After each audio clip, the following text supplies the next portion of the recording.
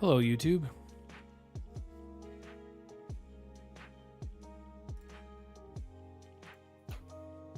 Yeah, I think I'm all set on my end. Okay. I think I'm good. Cool. I'm ready to go. I am recording. All right, let's do it.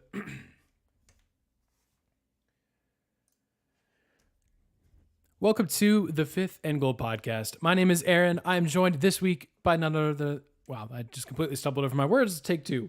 Welcome to the Fifth and Goal podcast. My name is Aaron. I am joined this week by Johnny. Unfortunately, we are Josh-less this week. He's got finals going on. He's getting the paper cranked out, so we wish him the best of luck. But Johnny and I are here to kind of take you through the end of the year. This is our last episode of 2022. Johnny, what a year in sports. We went through just about a little bit of everything. We had kind of that March Madness tournament, if you go way back, that felt like March Madness for the first time in a couple years. We had the World Cup, we had Olympics, we had just a little bit of everything, and a chaotic college football season.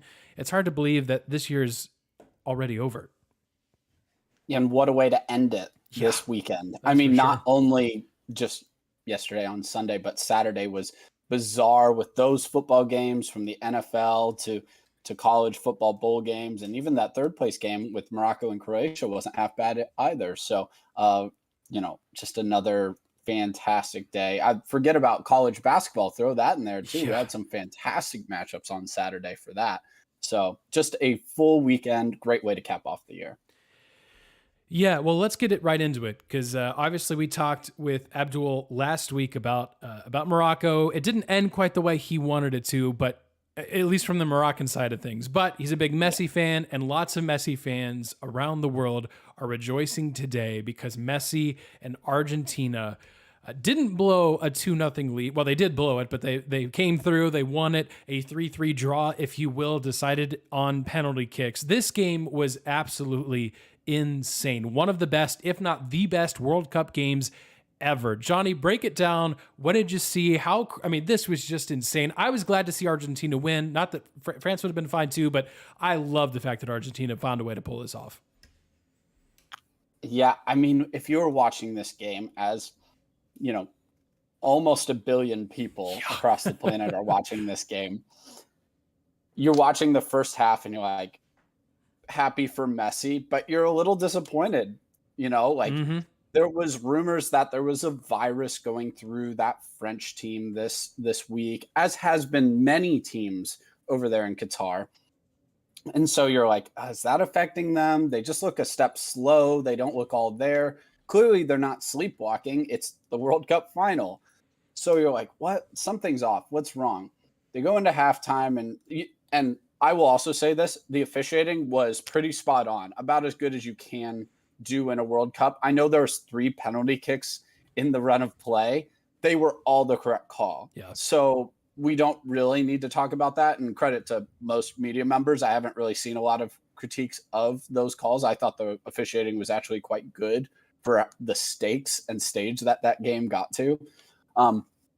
But you get to halftime and you're like, man, I really thought that we'd have a better showing from France, a better overall game. Like, where on earth is Mbappe at? Like, he just can't even get to the ball.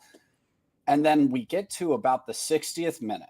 And when Di Maria is subbed out for Argentina, and I'm not like, he had to get subbed out. He hasn't been totally fit the whole year. It was brilliant of him to be started by the other Lionel, their manager for Argentina. He was probably the best player on the pitch, actually, in the first half. He was brilliant. He scored that goal. I believe he had the assist on the other one as well. As soon as he got subbed out, Argentina kind of lost something. And then France makes their subs.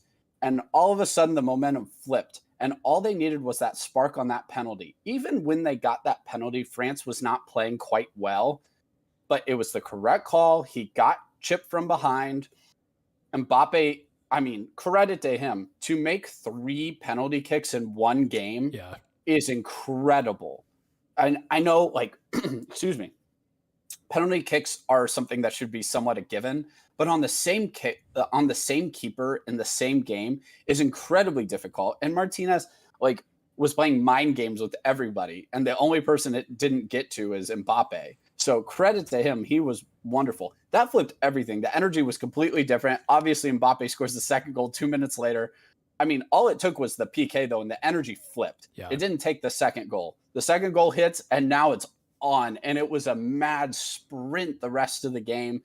And then you get the goals in extra time, one for each team. When Argentina first scored that first goal, I thought that the defender might have gotten it. Excuse me. Clearly, it got over the goal line, though. It was a good call. I mean, the razor thin margin to stay on side before that. Yep. That was crazy. Lloris made a beautiful save in extra time as well. Upamecano, I don't know how he dove in front to block. I believe it was Messi's shot. Like, he came out of nowhere to save the game at that point. I mean, then you get the clear handball hitting his elbow. It looked to me like Mbappe's shot was going on goal, so it's the right call. He makes that. And then Martinez makes the save of the tournament when it looks like Dembele is about to put that. I think it was Dembele was about to put it away. He's about to score that fourth goal for France in like the 118th minute. The game's going to be done, and somehow makes a kick save to save the tournament. And then he's brilliant in penalty kicks. I would have liked to see Lloris save some of those goals, but he is known as really a poor keeper when it comes to penalty kicks. He's a good keeper overall. And then Martinez just got in the heads of some of those French players. I love the substitutions that Deschamps made. The irony of it is, though, after Mbappe, France might have had their next 5 best penalty takers out of the game. Yeah. Like, Pogba didn't come. Benzema didn't come to the World Cup either. And then you already put Griezmann on the bench. You already put Giroud on the bench. Like, all of a sudden, and you already and Conte didn't come either to the World Cup because he wasn't fit either. So you have your probably next 5 best penalty takers not on the pitch. So you kind of knew if it got to penalty kicks, that was going to be an advantage for Argentina. That played out. But what an incredible game. A lot of people said it. Forget about soccer. What other final have you gotten that's lived up to this hype and to where these star players on the team both show up and show out completely for their team? I mean, there was nothing else to ask of Mbappe. I think it was right before the final whistle and extra time. He literally takes on 1v4, beats 3 of them, and nearly gets a shot on goal, trying to just go Superman. He put some of those defenders in the torture chamber there at the end of the game. It was so fun to watch. I hope everyone who just is a casual soccer fan, not every game's like that, of course, but I hope you guys were able to just appreciate the beauty of soccer and how much fun and energy and panic and anxiety and passion was in that game. So it was the greatest soccer match I have ever seen, easily. And the stakes have a big part of that, of course, but they have to count towards that. So it's the best soccer match I've ever seen. I would have loved for another 30 minutes of extra time instead of PKs. I think a lot of people shared that sentiment. Yeah. I agree. I think it was the best match I've ever watched. It's so wild, and you touched on this. It's wild how quickly that game turned on its head. Yeah. Johnny, it took 70 minutes for France to take a shot.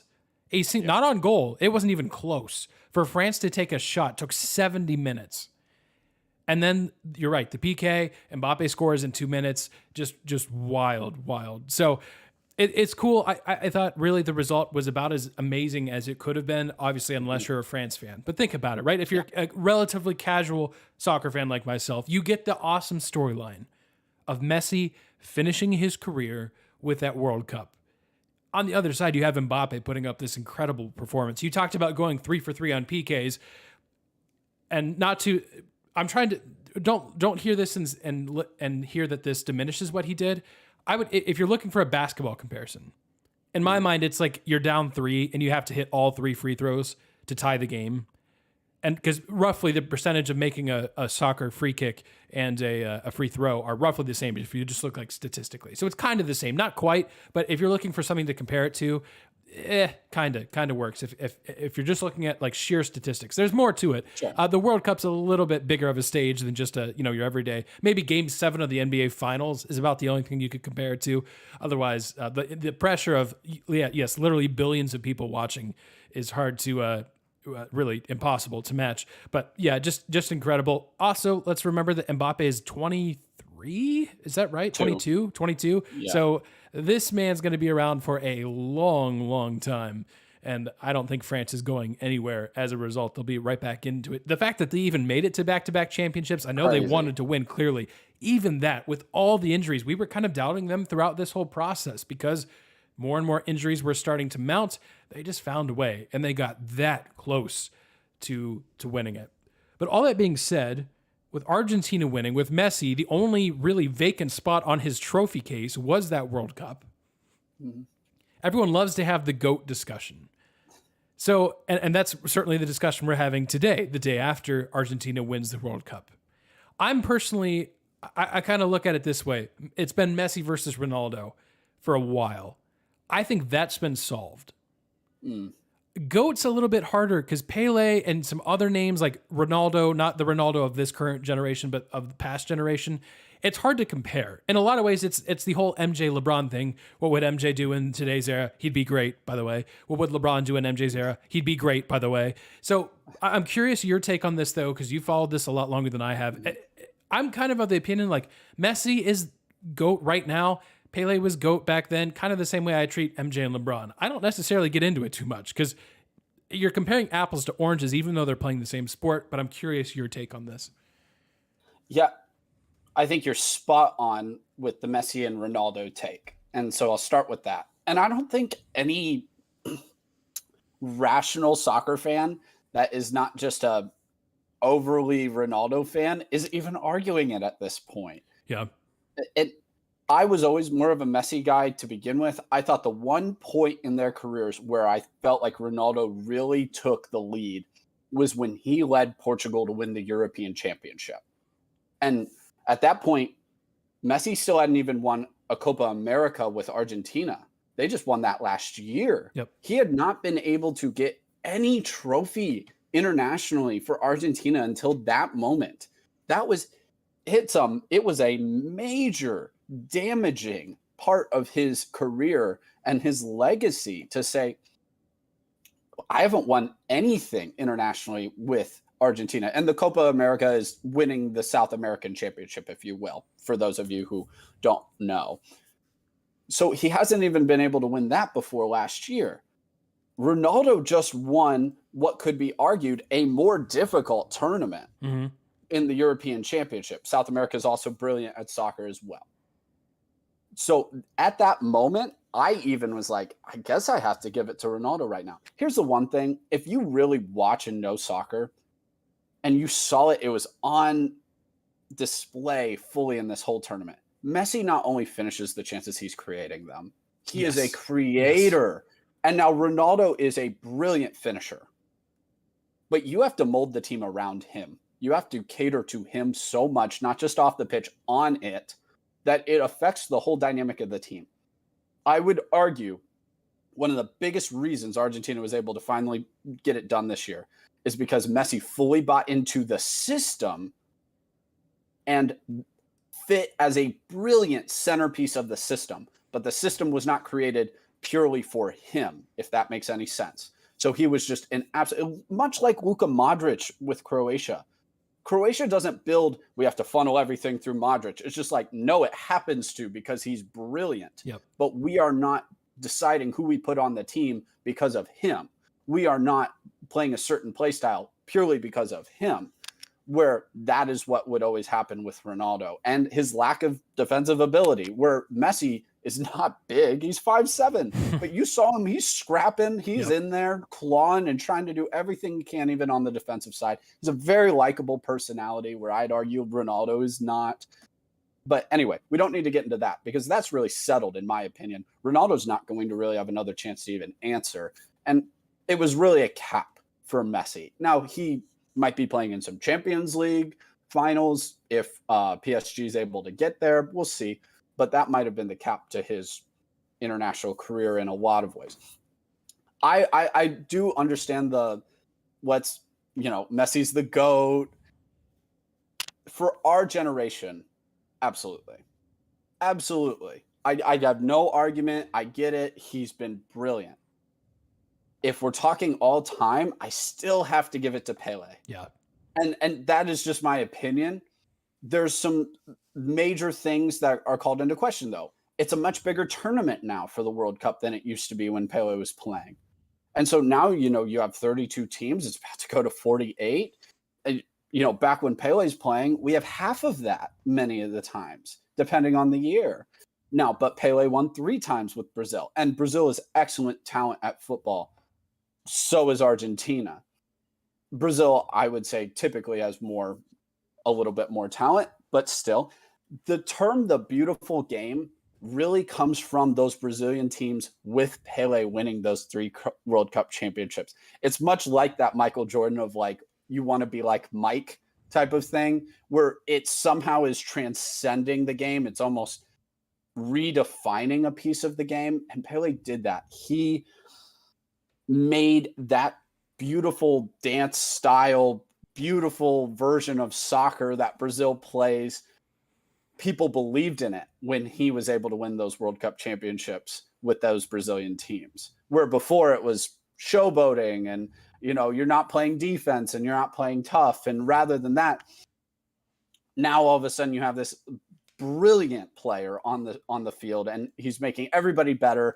And it's just beautiful to watch. It's not only effective soccer, it's just the best thing that you've ever seen. Think about Patrick Mahomes on the football field for all you football fans. Like, not only is he effective when he hits that no-look pass, when he has that random flick, even with his left hand somehow, as he's being tackled, it's just unbelievable at times what you're able to do with the ball. So that is my personal opinion. I'm not old enough to have actually watched him live, of course. Yep. There's certain things that are different. I think soccer is actually one of the sports in the world that is easier, at least, to compare generation to generation. I do think, though, that the different format of the World Cup definitely calls into question that a little bit. And we have to remember, Argentina did make the final in 14 against Germany. And, close doesn't count, but it counts for something. Yeah. It counts for something that Argentina made it all the way and lost, 1-0 to Germany and in that final. So I think it's close. I think comparing generations is kind of silly, though. And in reality, because you just can't. They never got to play against each other. I think my personal argument that I love right now is Mbappe going to pass it? I was about to bring eventually? that up. He's probably That got is 3. my- he's got 3 more World Cups in him, probably, right? Absolutely. Yeah. And so that's my more fun conversation. Mhm. Like, let's look to the future here Yeah. a little bit. We're never going to be able to really answer that question. We're going to have at least a little bit of an easier time comparing Messi and Mbappe. Yeah. Obviously, the ages don't totally align. The funny thing is they're both on PSG with Neymar. That team is just ridiculous. All the Twitter people that casual fans are like, how Yeah. doesn't PSG win every game 8-0? After watching that final, I kind of agree with them. I know it's more complicated than that, but watching it with that battle between Messi and Mbappe, it makes you wonder, doesn't it? Think about when the idea of having, though, Kawhi Leonard and LeBron Right. and Right. Kevin Durant, LeBron James, Kawhi Leonard, all on the court at the same time. Think about how hard and difficult spacing on the court would be. That's kind of what we're talking about. Exactly. There's only one ball to go around. But anyway, we won't get into that too much. But that is remarkably interesting to me, where as he's turning 18, I believe during the World Cup in 18 against in Russia, wins the World Cup, is a significant piece of it, really is where he came onto the scene. This one, he is brilliant, wins the Golden Boot, rightfully so. I honestly thought he probably should have won the Golden Ball for best player of the tournament as well. I understand why Messi gets it. It's not a big argument to me, but I personally thought Mbappe was the best player on the pitch in that game, not just because he scored 3 goals, but he was just a game wrecker when he was able to finally receive the ball and get going. So I think that's going to be a blast. We're going to see him here in 26 in North America. Ooh, He's going to be, now. he's still going to be there in 30. I mean, he'll still be at that point, he'll be 30. Yeah. So he's going to be here for a while, everybody. So I'm so excited to continue to watch Kylian play. He is so much fun. That is going to be interesting, especially playing on with a country like France. He's going to be there and have the pieces around him. I thought if his defense could have played a little bit better earlier in that game, they win it. So, I mean, I'm thrilled to continue to watch him go forward. That French team is going to be the favorites in 4 years, I assume. However, they're going to have to retool that team. Giroud is probably going to age out. Griezmann might as well. I would expect that.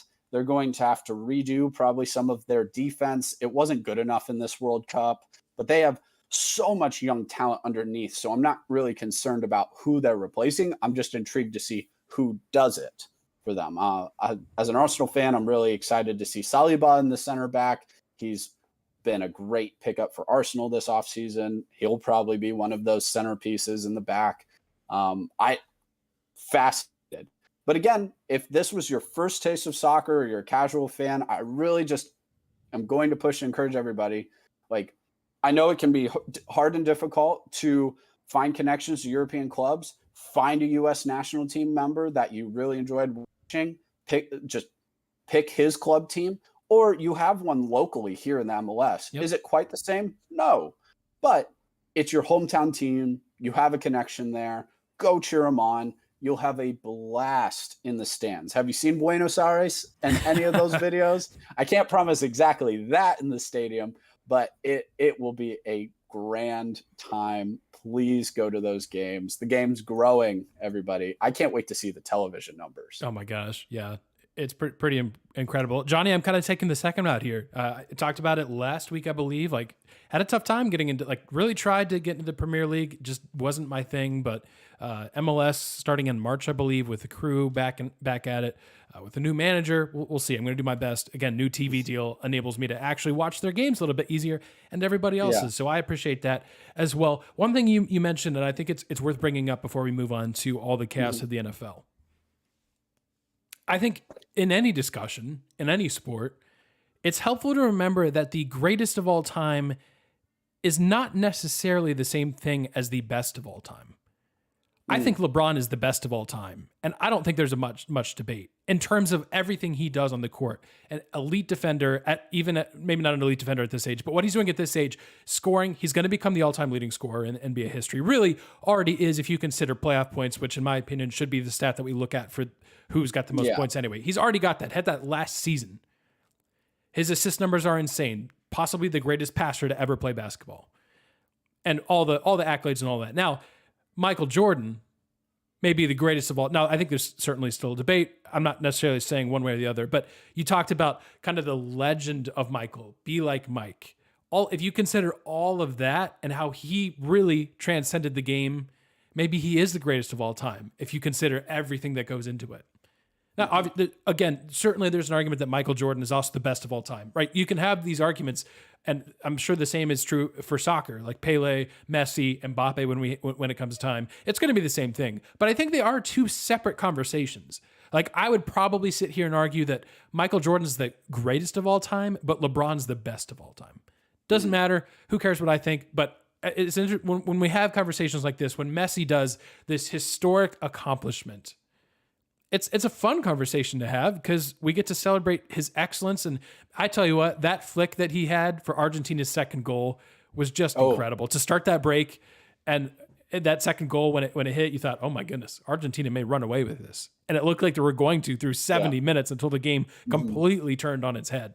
So great. But just incredible. So casual. I mean, man, just amazing. And Aaron, the rumors I pray the rumors are true that Yes. after this Uh-huh. season, he will join David Beckham's club in Yes. Miami in the MLS. Let's go. So again, if you need any other push to go to an MLS game or to get that Apple TV subscription, they're Yep. not paying me anything. I'm just telling you to do it.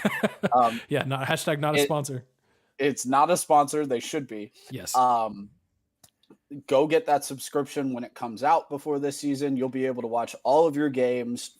Just do the one-time fee for the whole year. You might as well. Yeah. It's cheaper than paying month to month. And you'll be able to watch even your in-market games. No blackouts. No blackouts. We That's a could have big an thing, entire folks. podcast episode about how Screw Bally Sports. yes, how horrible and outdated blackouts are, how they're ruining So, baseball. Anyways. Thank you, MLS. Thank you, Apple, for getting that done. Again, go see your local team, though. I know there's some matches, the games are as cheap as $10 Mm-hmm.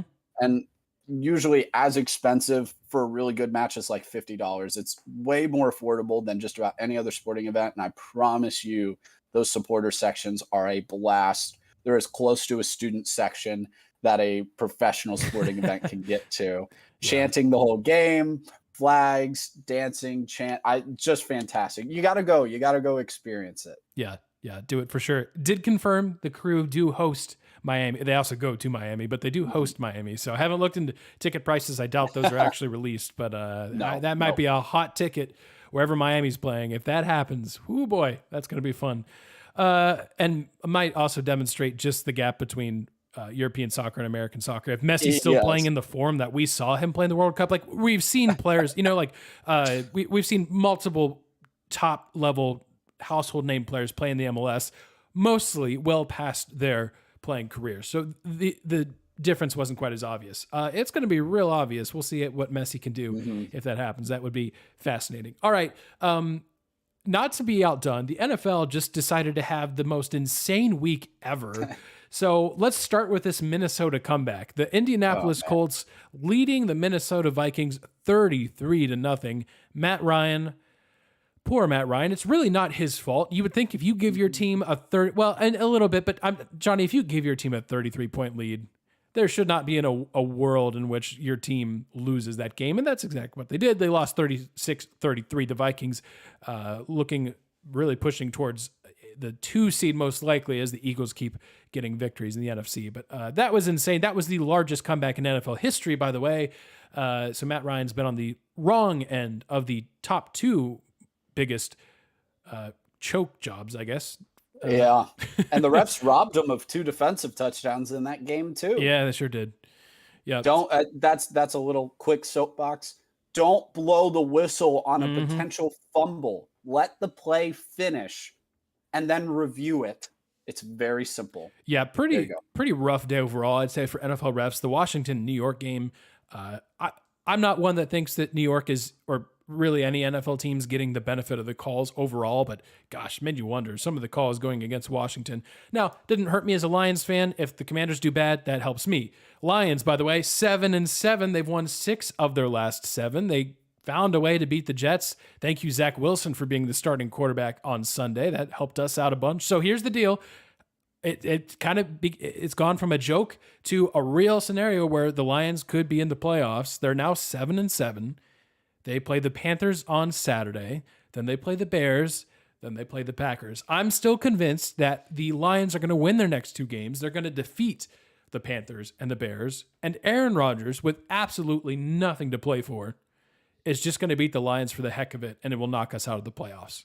Because that's just what's going to happen. I hope I'm wrong, but honestly, what a run from this Lions team. It's been incredible. I'm just thrilled. Yes, I want to get to the playoffs very badly.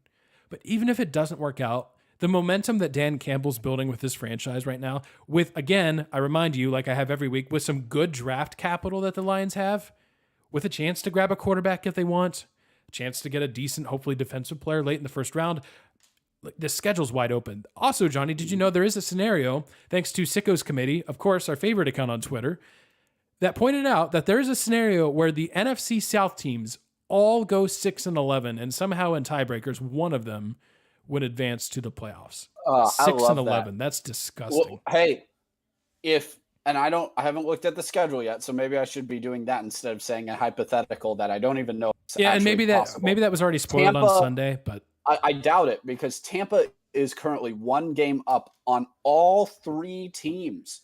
They, I mean, yeah. it is just atrocious, everybody.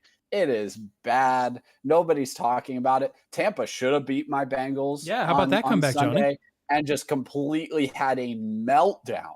I mean, it was insane what they turned it over 4 straight drives, just handing it to the Bengals. And they said, sure, thank you. Mm-hmm. The Bengals didn't even have 300 total yards of offense in that game. And they just blitzed them in the second half. They scored 34 unanswered points in that game. Just insane. But here, so we got Tampa at 6-8. Yep. Carolina's 5-9. Who you mentioned is playing the Lions. That's a huge game that they're playing because Carolina's still just a game back. Yep. And they beat Tampa, I believe, in one of their matchups. So they're like, there's not a tiebreaker that's going to hurt them against Tampa. New Orleans, that comeback that they gave up against the Buccaneers has to make them sick because they would be in first place if they hadn't done that. And they just beat the Falcons, who are also 5-9. So if my theory is, and here's my hope, is that Tampa loses next week. Naturally, everybody's cheering for Tampa to lose. I feel like it's, unless you're a Tampa fan, because you just want chaos and you want this to be a tie, of course, So my hope is that, sorry, Aaron, I kind of want the Panthers to win. I actually am cheering for the Lions, but I wouldn't be really heartbroken if the Panthers won. Sure. And then I'm hoping the Saints beat the Browns, and I hope the Falcons beat the Ravens. That one would just be great in general for me. But then we have that 4-way tie with 2 games to go. Just we're all 6-9, and we're all tied. Here we go. Okay, at that last point, 2 games of the season. At that no point, one should be in. No, well, no, I was gonna. Yes, here's my solution to that because yes, technically speaking, someone from the NFC South has to go in.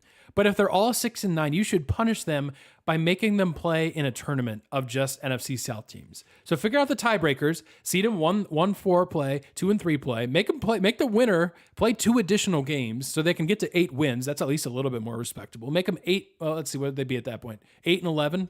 Even that's horrible, but that's what they should do. We should have an NFC South tournament that would just be disgusting to watch. That's what they deserve. This is Big Ten West bad. This is ACC Coastal bad. Yeah. This is awful. None of them should be in there. I mean, the Panthers fired their coach and are tanking. Yep. The Falcons are playing Desmond Ridder. Love Desmond. He didn't even get 100 yards of passing. The Saints don't have a quarterback. Sorry, Andy. You're done. You're a backup. Yeah. The Saints, I mean, you have the Saints with a great defense, no offense, because all their wide receivers are hurt too. You have the Panthers, great defense, no offense, because you have Sam Darnold, who's constantly just handing the team the other ball. And the Falcons can't pass. They can only run. So whoever is the 5 seed, probably the Dallas Cowboys. Dallas, if you can't win one playoff game this year, I can't help you. This is handed to you on a silver platter to beat any of these teams.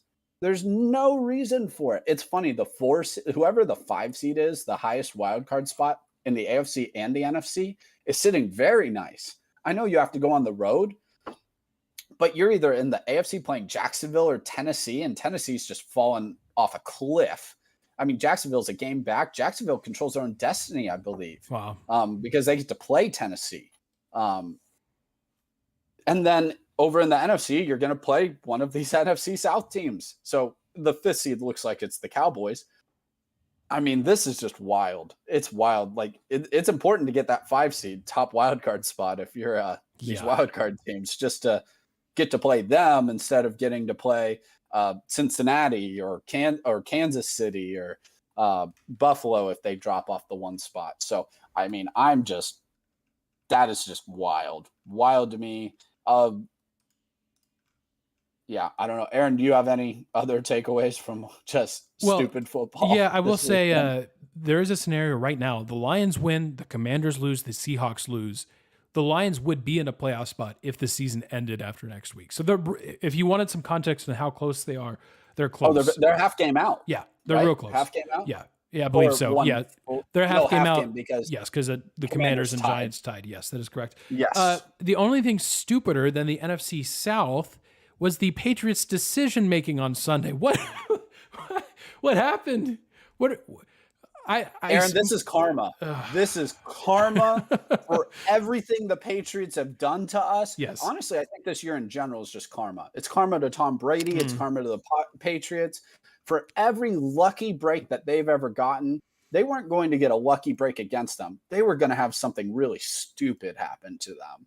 And and I feel bad for Jacoby Myers, for making that decision. But man, I can't lie. It felt good to watch the Patriots implode like that and just hand the game to Chandler Jones. And he's going to have a framed picture of that stiff arm to Mac Jones going to the end zone. Yeah, Mac Jones attempting to take a charge on that last play. Wrong sport there, buddy. Just my one thing to Mac Jones, just grab his ankle, man. Yeah. You're not tackling him. No, you are not. You just grab his ankle and go along for the ride and hope help comes. Like you're not taking out Chandler Jones. Oh my gosh, that was pretty wild. Well, we've spent great time on some mediocre teams and some teams that just had utter and complete collapses. How about the best of the best right now? Sure. In the NFL. It's been a while since, on this show at least, that we've talked power rankings. Johnny, you make power rankings every week. Who are your top 5 teams with just 3 weeks left in the NFL season? Sure. Yeah, I'll go rapid fire. I'll start from number 5 and work my way up. Number 5, I have at 11-3 Buffalo Bills. They won that really fun game that we haven't even talked about yet, where the fans got scolded by the officiating for throwing snowballs at the Dolphins players in the end zone, which was amazing. I'm sorry. I think that should have just been allowed. They just kept throwing snowballs at each other too. As soon as you saw that social media picture of the beer bottle right next to literally a pile of pre-made snowballs, you're like, oh no, I know what's going to happen now. I would have paid so much money to be in that stadium. That would have been amazing. But Bills, awesome. I don't need to say anything else about Josh Allen. He is phenomenal. That man's a one-man wrecking crew. My only concern is the running game is so inconsistent. And part of it is because they don't commit to it, which means when they're running the ball, the offensive line sometimes is thrown off, I think. They don't do it enough to where the offensive line is used to leaning on teams like that. Their secondary's been injured, but when healthy, they're fantastic. The Von Miller injury really concerns me. He was easily their best pass rusher. They still have a good pass rush, but he was making that pass rush special. He was having a phenomenal year. Clearly, home field advantage is huge for the Bills. Right now, they are the 1 seed in the AFC, which is how you know this is power rankings and not just based off record. Yep. I think they're as dangerous as anybody, but for the reasons I just mentioned before, I do have my concerns about this team as well. They're very Josh Allen reliant. Number 4, I have the San Francisco 49ers. You're like, whoa, Johnny, they have Brock Purdy as their starting quarterback. Mr. Relevant again. We slandered him for the most part. And now, granted, some of the performances he put up in college were deserving of that. But 2 weeks ago, we made fun of him. Look up Brock Purdy highlights at Iowa State if you don't know what we're talking about. He once threw a pass backwards right into the arms of a defender for a pick 6. And batted a ball forward for a pick. Yes, he did. But Brock Purdy, what he's done in the last 2 weeks with injuries on top of it has been sensational. Good for Brock Purdy, man. Good for him. Guy. I think I could be an okay quarterback handing off to Christian McCaffrey, to be clear. But good for him, man. That's incredible. Mr. Relevant. Might be a new segment. I don't care that Brock Purdy is the quarterback because the team around him is so freaking good. Yeah. George Kittle won probably some playoff matchups for people in fantasy this last week. It probably infuriated their opponents because he hasn't done that all season. But Kittle is back. Deebo Samuel is supposedly supposed to be back for the playoff, but Brandon Ayuk has really come along this season. You have Christian McCaffrey coming out of the backfield. You have a great offensive line. You have a good pass rush led by Nick Bosa. The secondary problems that you've had in the past couple years are no longer existing, given that the corner play is still probably the weakness if you had to pick one. But they're average. They're fine. Like, this team is phenomenal and good enough of a roster that they can compensate for any mistakes that Brock makes. But they're not asking him to do much. And credit to Brock, and maybe this is just by nature, instead of playing at Iowa State where, you kind of have to make some plays. Yep. Like you have to, because you're overmatched against Oklahoma and Texas talent-wise. Now, all of a sudden, you're thrown into more of an Ohio State situation where, other than 2 or 3 games a season, you're more talented than everybody else you play. And just don't screw it up, man. Just deliver the ball on time, hit your targets. They'll be open. Just do what you have to. And Shanahan's a great offensive mind, and they're not asking him to throw it more than 30 times a game, which is the right prescription to win the game. Yeah. Around 25 passes a game. And in a weak NFC, they're as dangerous as anyone. They'd probably be my pick to make it to the Super Bowl if I had to make that at this point. Anyway, that was really long on the 49ers. Number 3, Kansas City Chiefs. Chiefs have been great this season. Like always, with Patrick Mahomes, no concerns. Tyreek Hill being gone, I think, makes them lose an element of quick explosiveness that they used to have, where, they get down 17, 20 points, and you're like, I am still terrified because any moment they can just go off and score 2 touchdowns. Now, Travis Kelce is the best wide receiver, if you will, really on this team at tight end. And the other wide receivers are fine, and Patrick Mahomes makes them really good and look really good, but they're not necessarily anything special, which that's fine. The defense is starting to concern me again, though. I mean, you went to overtime on the Texans because you couldn't get off the field against Davis Mills and Jeff Driscoll. And I know you probably weren't focused in this game, but that's no excuse. The Bengals have not been focused in a lot of games, and they're able to at least come back and put teams away, like Houston, who's basically clinched the top pick overall at this point with that defeat. So I do have my concerns there. A lot is being asked of Patrick Mahomes again. Jerick McKinnon is getting a lot of snaps at running back. He's fine, but it's a lot of Buffalo. It's very Patrick Mahomes reliant, to where, like in the playoffs against the Bengals, he slips up and has some mistakes in the second half. Can anybody else pick him up and pick up the slack? Can the defense do that in a clutch situation? So that's why I have them at 3. And why at 2, I have the Cincinnati Bengals. Yes, I'm a homer. But I also legitimately believe that they deserve to be ranked second right now. 1, because they beat the Chiefs. But 2, that defense is so underrated. And they've been very hurt. But Lou Anarumo, I can't speak enough for his second half adjustments throughout the season, game to game. That defense in the third quarter and then into the fourth just shuts people down completely. They figure out what you're doing on offense. They adjust. They completely shut you down. Tampa didn't score until the last garbage time drive of that second half. They didn't score the whole half. And I know they were just turning it over. Bengals forced some of that. They have been brilliant. Injuries are starting to pile up a little bit, but Burrow's been able to win just Jamar Chase, when it's just T. Higgins, when both of them are gone, when you have no Joe Mixon. You've seen him win playoff games when he gets sacked 9 times.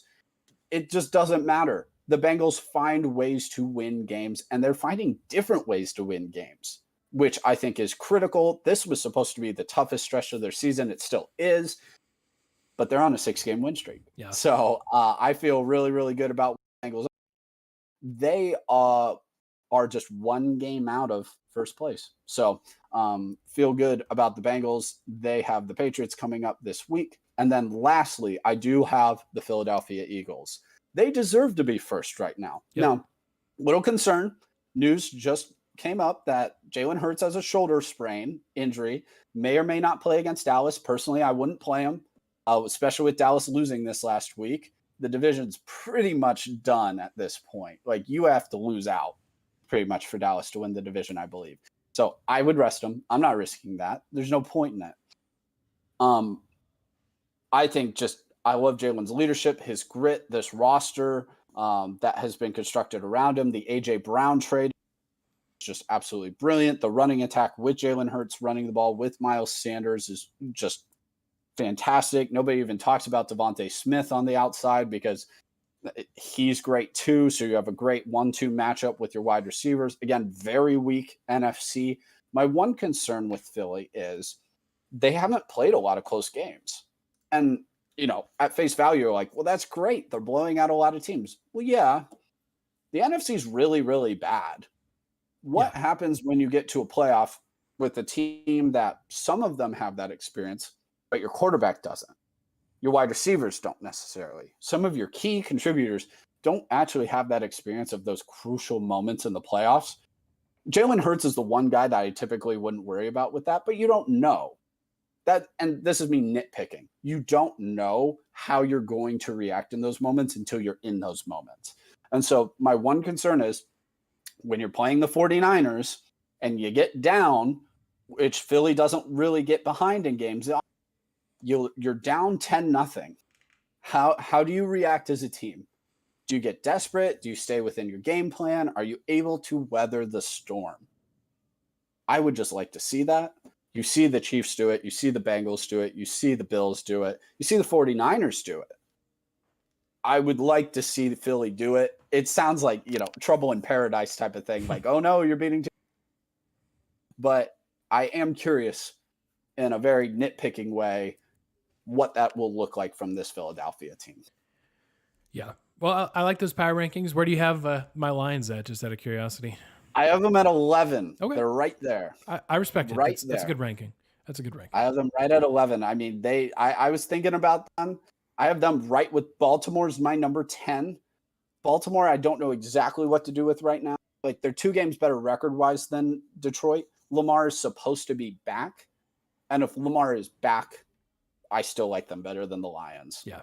But if I hear that Lamar's not playing anymore, then the Lions are going to drop like 6 spots. I mean, the Ravens will drop like 6 spots immediately. Yeah. So, all right, that was it. That was maybe the ugliest game of the weekend. Was Baltimore and Browns Cleveland. Ravens. Oof. Yeah, agreed. All right, well, that takes us to our picks of the week. There's a lot to get through. We had a lot of results from tournaments that we picked that did finish up this week. So the first one is, a couple weeks ago, we picked the NCAA volleyball tournament. Johnny, along with myself, congratulations. We both picked Texas to win, and they did. It was a really interesting and exciting tournament, but Texas is back, but only in women's volleyball. So a point for both of us there. Argentina won the World Cup. I didn't have them winning, but I did have them in my championship, so I got a point there.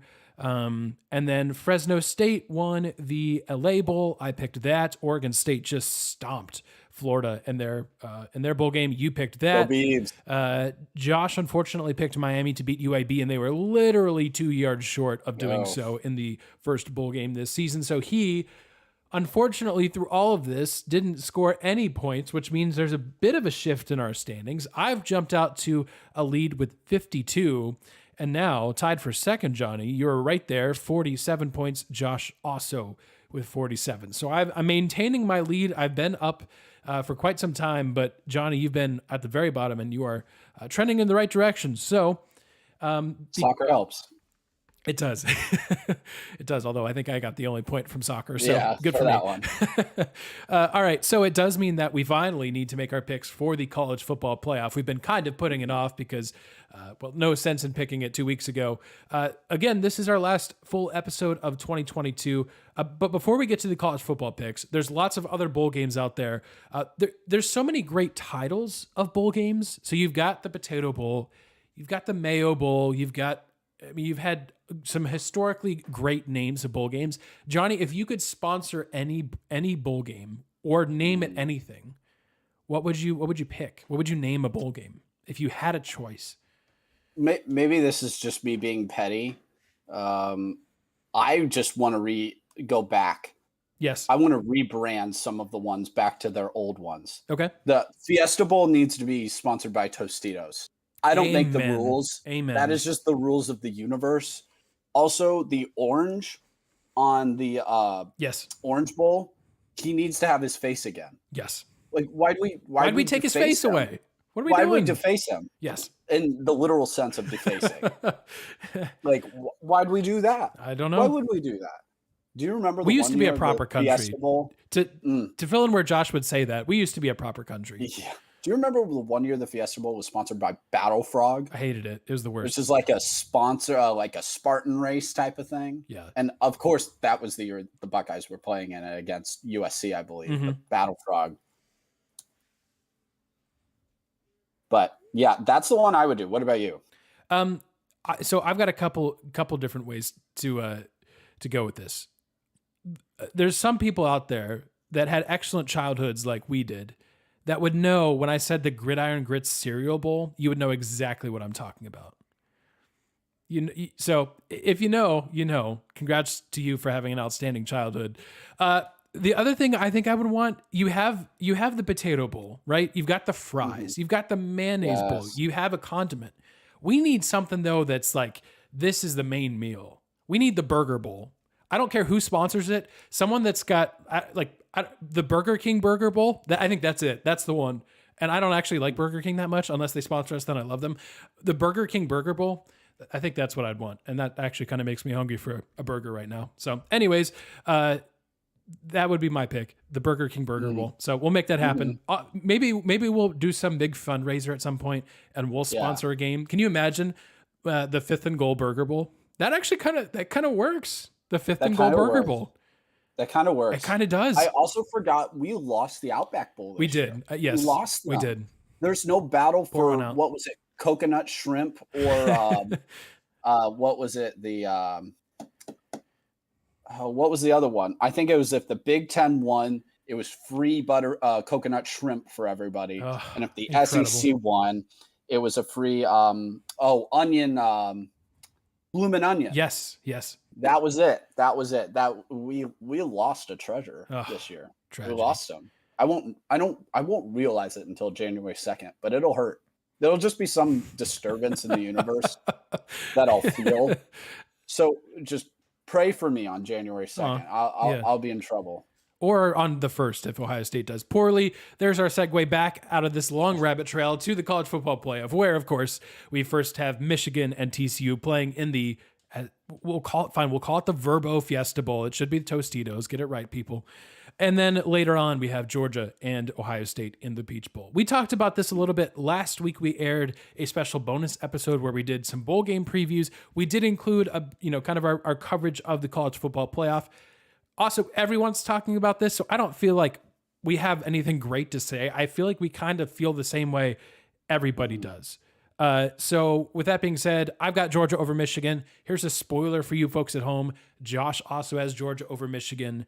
Johnny, you've got Georgia over Michigan. So maybe the better answer is, and I know that's kind of a lame picks of the week as far as points go, but such and such. So that's what we feel. So here's the question then, because we all have the same pick. Who do you think is more likely to lose? Do you think Georgia is more likely to lose or Michigan? It's a great question. And listen, before y'all get in our mentions, which go ahead and do it. Yeah. While college football is regularly unpredictable, the playoffs have been extremely predictable. Correct. I'm sitting here trying to talk myself into TCU or Ohio State just to be different. And I can't do it. No. Because I can't give up any more points in this. And I truly think that's what's going to happen. I actually think this could be two of the closer matchups we've had, like in semifinals in the same year, where normally at best we get one competitive semifinal and the other one sucks. Last year they were both terrible, which is almost more likely that both are terrible than both Agreed. are good, which is really sad. I think we actually have the opportunity for this both to be decent games. I'm not saying they're going to be Mbappe Messi World Cup final 3-3 penalty kicks finish, but I think there's a reasonable chance that these are both 2-score finishes. TCU's style of play, as long as they don't get behind quickly, has a chance to create some problems for Michigan. They have a big-bodied, great receiver on the outside. They're able to run the ball quite well. And so Michigan's going to have to devote more players, I would think, up front, which might allow some deep shots from Max Duggan. Love Max Duggan. Georgia, what's their biggest weakness is actually the long ball corner. Like, they're not able to guard long, big, fast receivers on the outside with their corners as well as they were last year. That's the biggest difference between Georgia last year to this year. Ohio State has, in Marvin Harrison and Emeka Egbuka, the weapon, and CJ Stroud, the weapons and opportunities to do that. So I think there's opportunities for both teams to make this close. All that said, I still am picking Georgia and Michigan. Mm-hmm. I think Georgia's the more likely team to lose, if we're picking one of them to lose. Michigan's red zone defense is a hard nut to crack. Yeah. And I think that's where TCU is going to have trouble, is finishing drives. You can't keep kicking field goals on them, though. You have to find a way to finish. Georgia, I think, is just more vulnerable than we would think. They're based on their schedule. They just didn't have to play the toughest teams in the SEC this year. They just didn't, guys. Like, they didn't. Like, other than Tennessee, who was really anyone to challenge them on their schedule in the SEC this year? I mean, they nearly lost to Missouri. And listen, I'm saying I think Georgia's easily the best team, but I think they're actually more vulnerable than you would think. There just really isn't a team to challenge them this year. So yeah, I'm going to say Georgia just from a personnel standpoint. Now, do I trust Ryan Day to actually throw it down the field and not bubble screens? Absolutely not. But I will still say Ohio State. Yeah, if he's consistently throwing bubble screens, I'll say it for the second time in 2 weeks, he's going to put some of his wide receivers in the hospital with some of the guys that Georgia has on defense. They're going to be blitzing C.J. Stroud constantly. I do believe that. Now, a blitz may look a little bit different because Georgia's got such great talent up front that all they need to really do is rush 5. And someone's probably getting there. And that's against a pretty good Ohio State offensive line. We've said it before, the offensive line was not the problem for Ohio State in their loss to Michigan. There is an interesting number that's been floated out there that Ohio State in the past has been relatively good statistically speaking. They've been pretty bad against wide receivers, but they've been pretty good against tight ends. And they have played Michigan, who does feature their tight ends a bit, and they played Notre Dame and Michael Mayer at the beginning of the year. So it's not like they didn't play anybody. Now, Georgia's tight ends are a class above every team in college football and some in the NFL, and that's not hyperbole. That's just fact. I think Michigan's more likely to lose. Really? Okay. Only because, and now not certainly Ohio State and Georgia can score, but what has TCU done all season? If they are down 3-7 points at halftime, it doesn't bother them. They're right where you want them. Now, the problem is Michigan's the best second half team in the country. Yeah. And have proven that over and over and over. But Michigan has proven that they can score. And because of Michigan's play style, they're not that they're incapable of big plays. See, Ohio State, clearly. Mm-hmm. Michigan's had their own fair share of struggles in the red zone from time to time. And because of their style of play, they like to control possession. What happens if they control possession, take a bunch of time off the clock, and kick a bunch of field goals? I'm saying TCU has a chance. They can score enough. I know this will be the toughest defense they play, but I'll say, and it's close, but I think Georgia's going to have their way with Ohio State, unfortunately. I really do. And I actually disagree with you a little bit. I think we have a chance to have, I say that. All that being said, I think it is more likely that we have 2 blowouts than it is for either Georgia or TCU to lose. I think it's more likely that we have 2 20-plus game point margins than Georgia or TCU losing. I hope I'm wrong. Or really? Yeah, okay, sorry, Georgia or Michigan. I said Georgia and TCU. Georgia or Michigan. Do you think it's more likely that both are blowouts than just one? Correct. Yes. Either TCU. Okay, wow. Okay. Yeah, I mixed up my words. That's what I was trying to say. So you don't think either of them cover? No. Michigan right now is currently a 7.5 point favorite. Yep. And Georgia's a 6.5 point favorite. I think neither TCU or Ohio State covers. Okay, Vegas is saying that these aren't like insane matchups. Yeah. So I think this is the first semifinals though that I've come into that it's not like a complete and utter there's 0. Yeah. Like LSU Oklahoma a couple years ago, you knew that was a bloodbath before the game got even kicked off. You knew Cincinnati wasn't beating Alabama next year. Right. It was over before it started. You were hoping it was a close game. That's what you were hoping for. Yeah. You knew there wasn't a chance. And even Ohio State, when they had to play Deshaun Watson in that Clemson team, you knew Ohio State limped into that playoff and probably shouldn't have been there. It probably should have been Penn State. Yeah. You knew that wasn't going well before the game even started. So there's been a lot of – you're absolutely right. But I think coming into this game, I'm not like, man, I really don't see TCU just getting absolutely, totally bludgeoned. Mm-hmm. And I don't know if I see like that totally happening to Ohio State to the point to where they're both over 20 plus margins. But I'm still picking it. I just don't think Michigan's style of play really is conducive to blowouts. Mm-hmm. They just grind you to death with that run game. So I bet that game is a lot lower scoring than people expect. That TCU Michigan game. I bet there's going to be a lot more field goals, a lot of tight red zone defense. I don't actually think there's going to be that many points in the Michigan TCU game. Maybe I'm wrong.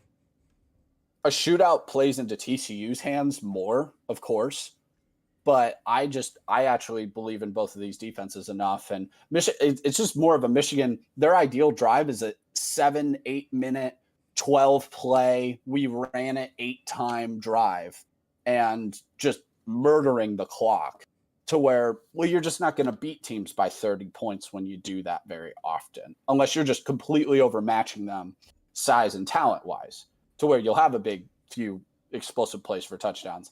I just don't see that happening because I don't think TCU is so overmatched. And I think TCU does create an element of issue with Michigan with the off-script playing of Max Duggan and the size at wide receiver. It's deceiving because I don't think TCU is 20 points worse than Michigan. No. But at the same time, Michigan, and again, first half kind of started slow, but they're doing their thing. They're pounding it.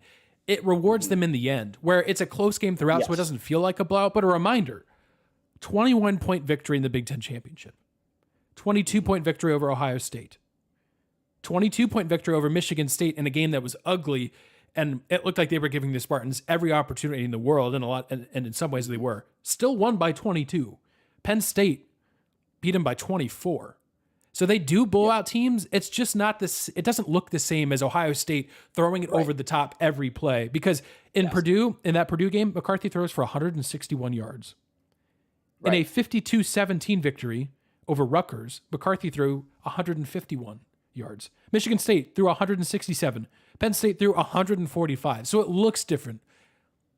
But it's still a blowout. It just might take a little bit longer for Michigan to do it. So I think we're talking about a competitive Michigan TCU game for 3 quarters. But can TCU somehow survive that fourth quarter? I have my doubts. And that's fair. I think it could be a 13-point margin at the end. Yeah. That was a very fun game. Yes. And Michigan just grinds them out at the end. And TCU just is unable to stop that dangerous and lethal offensive line that Michigan has, that won the Joe Moore Award again as the best offensive line in the country. No complaints from me. Yep. Very deserving. And I agree with that. My point is, if you're expecting Michigan to win this game by 30, you probably have not watched Michigan play this year much. Agreed. Because I don't even think Michigan fans are hoping for that. That's not really the radar. You know, one, just win, but two, it's if you win by 14 points, that honestly for Michigan can feel like a dominating performance. They could dominate TCU and win by 10 guys. Like that's just more to your point, Aaron. It looks different. It looks different. So, but then also, I guess we haven't talked about the title game.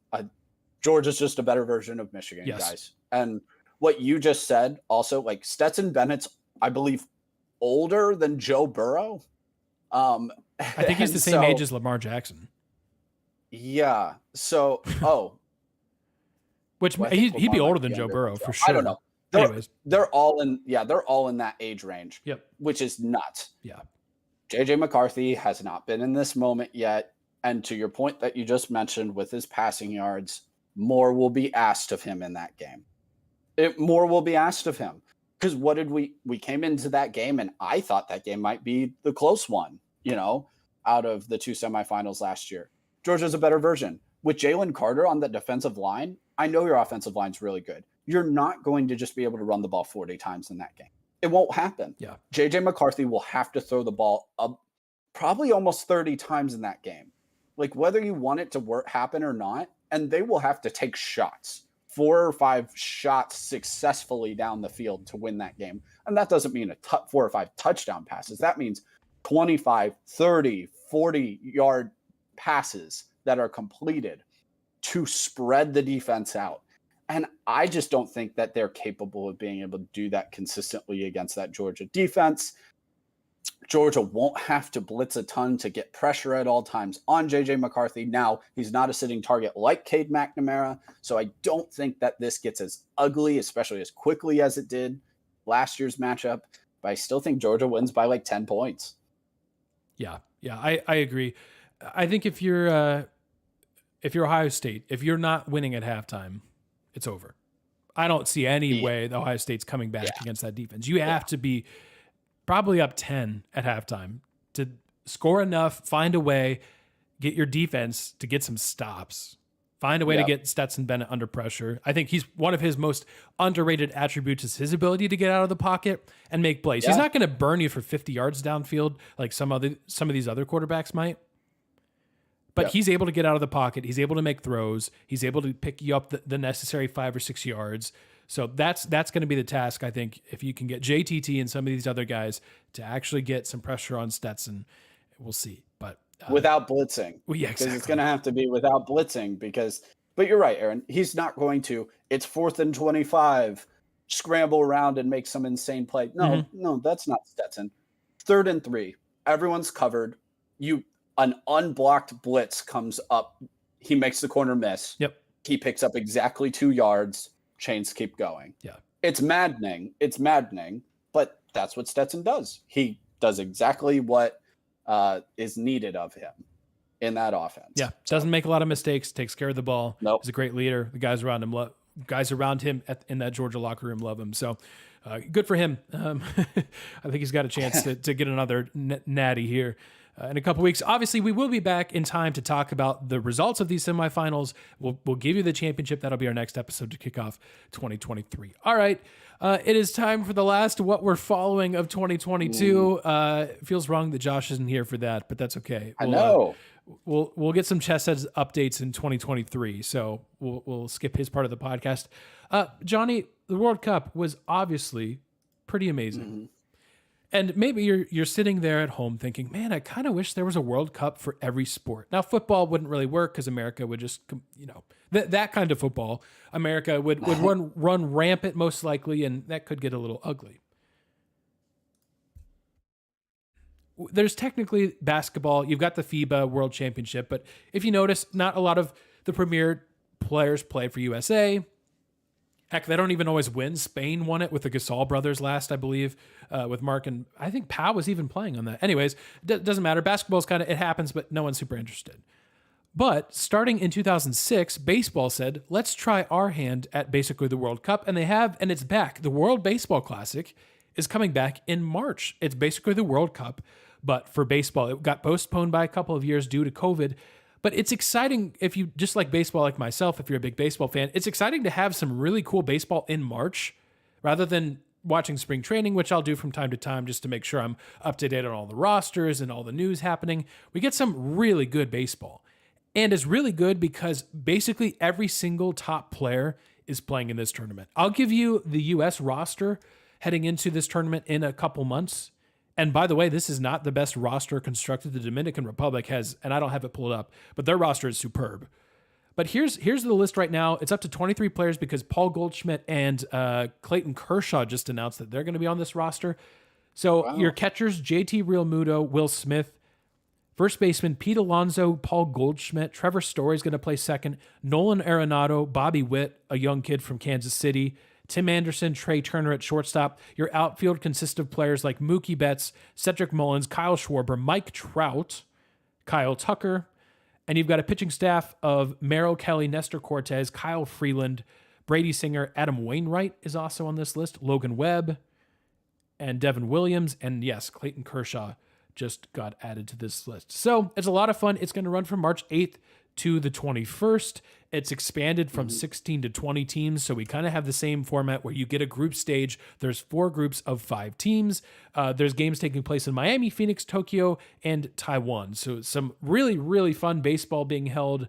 The semifinals and finals will be at Miami. So really fun tournament. It's back after a 6-year hiatus. I just gave you Team USA's. Again, the Dominican Republic, Cuba, a bunch of these other teams have really built some really impressive rosters. It's going to be a fun tournament. The USA is the reigning champions in this tournament. So fun to have some World Cup baseball, if you will, the World Baseball Classic. The other thing I'm going to say, and Johnny, feel free to get on this hype train. I'm going to encourage a lot of people to get on this hype train, and I'm probably starting it too early. I was reminded watching the LA Bowl just how much I love Jake Haener, quarterback from Fresno State. Yes. I've been following him the whole season. Fresno State would have been, I am convinced of this. Fresno State would have been in, and I don't think there's any debate, would have been in a New Year's Six bowl game if Jake Haener didn't break his ankle. If you didn't watch the bowl game, against USC, by the way, that happened. Oh, okay. I thought it was against Oregon State. Okay. Yeah, cool. I believe it was against USC, I think. That was the next game, I think, after Oregon State. Yeah, correct. Yeah. Jake Haener broke his ankle, which for many common folk would be a season-ending injury. But Jake Haener is insane. By the way, fast forward to last year, Jake Haener takes a bunch of rib shots against UCLA, goes out there and wings the football 50 times in an upset victory over UCLA. The dude can barely stand by the time the game's over, but he puts together one of the most gutsy performances I've ever seen on a football field. And Fresno State completes an upset against UCLA last year. This year, he breaks his ankle. Looks like a brutal injury, potentially season-ending. He comes back in 39 days and is back on the field. He has this wild contraption on his ankle that looks like I don't know what's happening exactly. Looks like something out of a Marvel film. And he just goes out there and balls. I love this guy. In addition to just his insane character, his insane toughness, his willingness to compete. He played in the bowl game. I'll give him credit for that too. He's just an excellent quarterback. He can make just about every throw in the book. His accuracy is tremendous. He makes plays. He makes people look silly that are blitzing him. He does it all. You're going to hear a lot, and deservedly so, about C.J. Stroud, about Bryce Young, even Max Duggan entering the draft, whatever other names come out. Stanford's quarterback will be up there.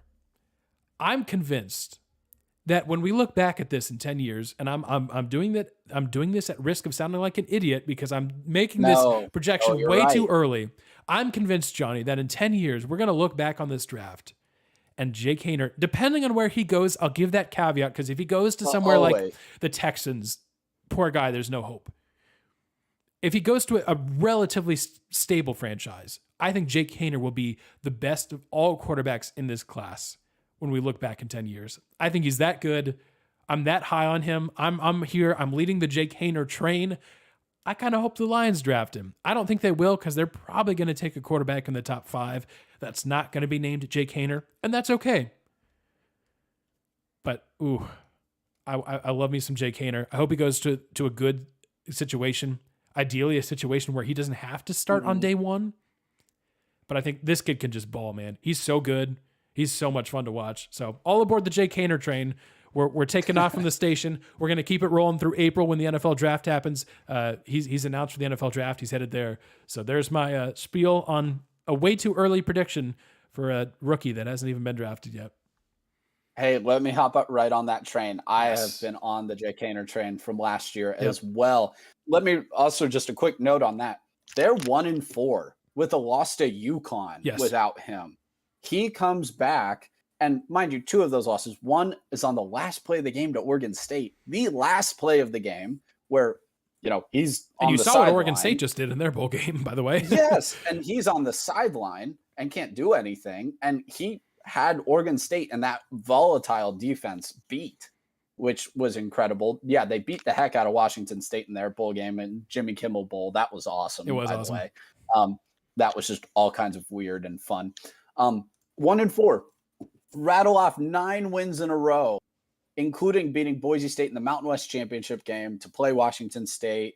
They were fantastic. Like you said, Aaron, would have probably, sorry, Tulane, we love you, but 11-2 Fresno State team is probably in the New Year's Six instead of you guys, especially with the losses being to Oregon State and to USC this year. They're probably in over them. So Fresno State, wow. I agree with you, Aaron. Here's the great thing for Jake Haener. He's not going to be drafted before the 3rd round. Yep.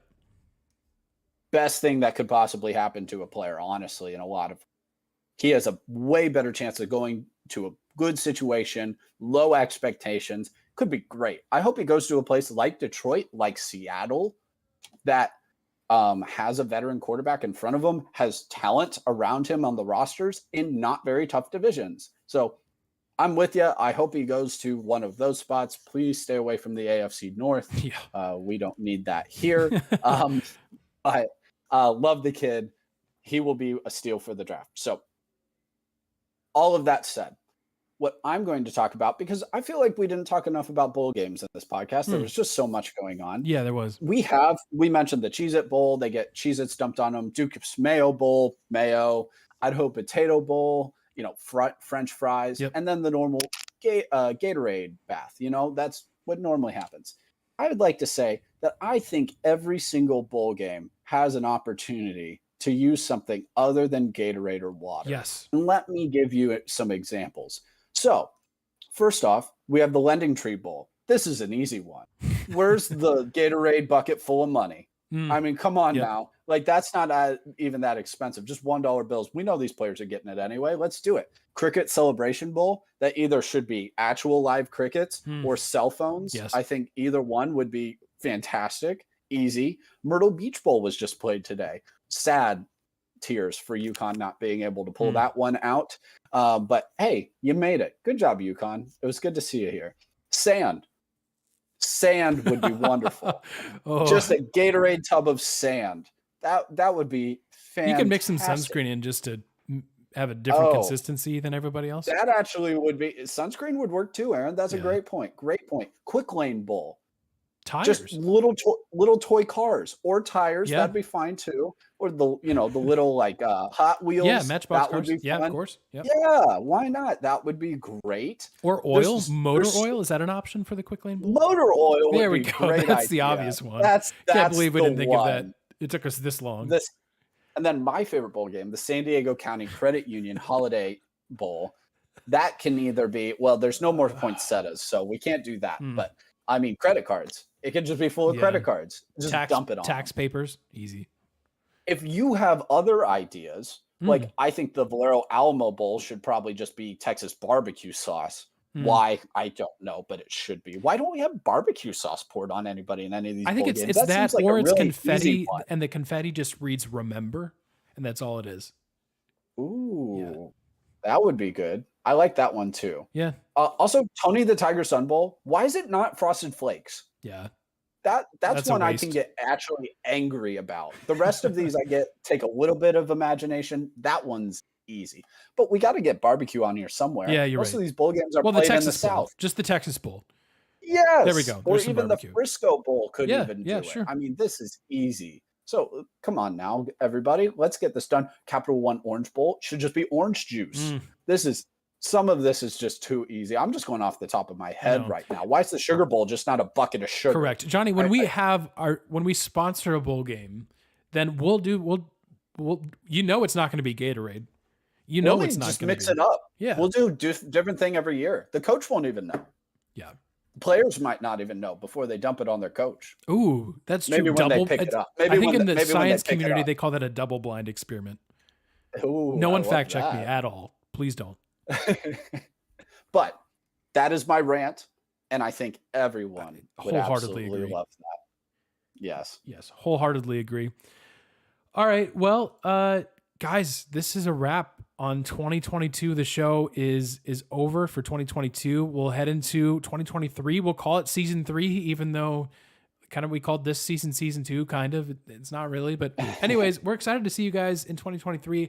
I just want to take some time and say thank you for listening. Pretty wild. I don't have the numbers pulled up in front of me, but we hit just about every state in the United States with the download of this podcast, which I think is just kind of insane. So thank you guys for listening. We really appreciate your support. Most of it's our friends, but we appreciate all the comments about how you guys are listening and enjoying the show and your thoughts. It really means a lot. Like, yes, we do it because we're enjoying it, but we also do it to hopefully bring you some encouragement and to have a fun show to listen to every week. So we're going to keep doing it. We'll certainly tweak some things and see if we can find new and improved ways to bring you this show every week, but we're looking forward to doing it in the new year. Josh will be back with us, looking for more guests and all the normal craziness that happens on this show. We know that's going to continue. So for myself and Johnny, I hope you have a Merry Christmas, a Happy Holidays, and we'll talk to you guys in 2023. Have a good one.